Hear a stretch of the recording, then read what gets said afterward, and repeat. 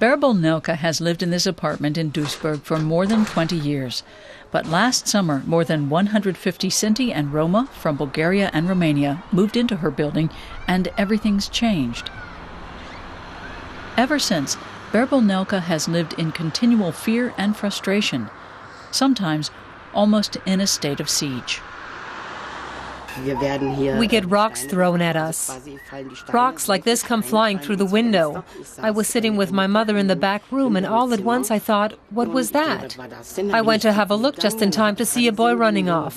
I went out on the balcony to yell at him, and now they yell at me. And they might give us the middle finger and things like that. Since Bulgaria and Romania joined the European Union in 2007, more than 6,000 of their citizens have come to Duisburg. The great majority are Roma, mostly poor, uneducated, unskilled, and out of work.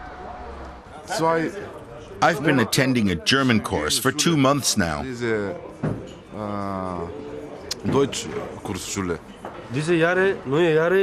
hasn't been any work for anyone so far this year. You have no work? No, none.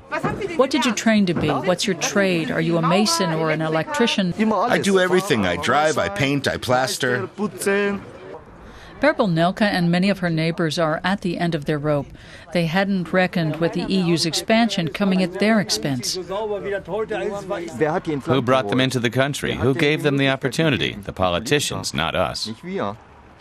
No one asked us. Those aren't the EU citizens who can live here by the same standards we live by. We don't want it ruined. There are so many poor people in Germany, and nobody bothers about them. But these people from another planet, you might say, they let them in. Carsten Vullings is a local politician, and this is his district. He's listening to citizens' grievances and looking for solutions. We're hopeful. While there's life, there's hope, as they say.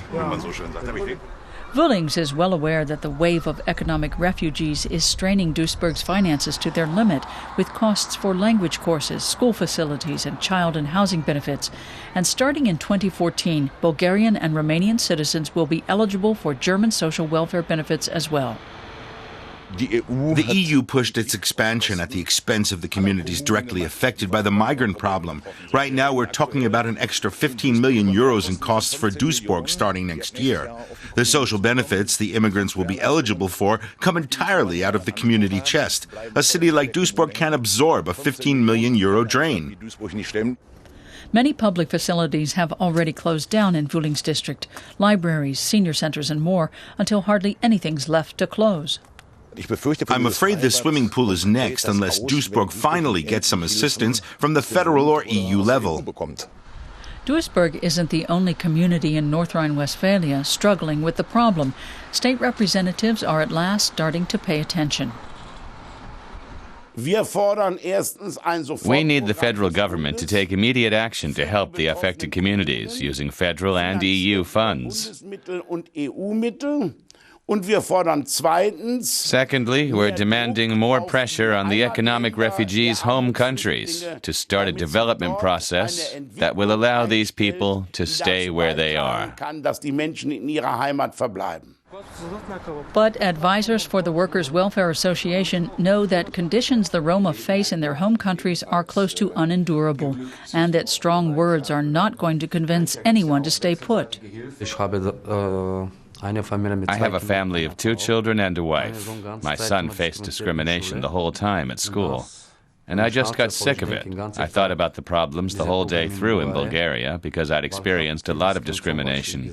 And I came to Germany because Germany has a great culture and the people have respect for each other and they help each other.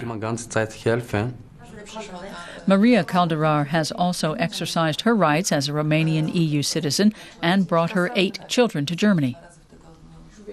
I just want a better life for my children. That's why I came to Germany. In Romania, we were poor. I didn't have enough money for clothes or school books for my children. I thought everything would be better in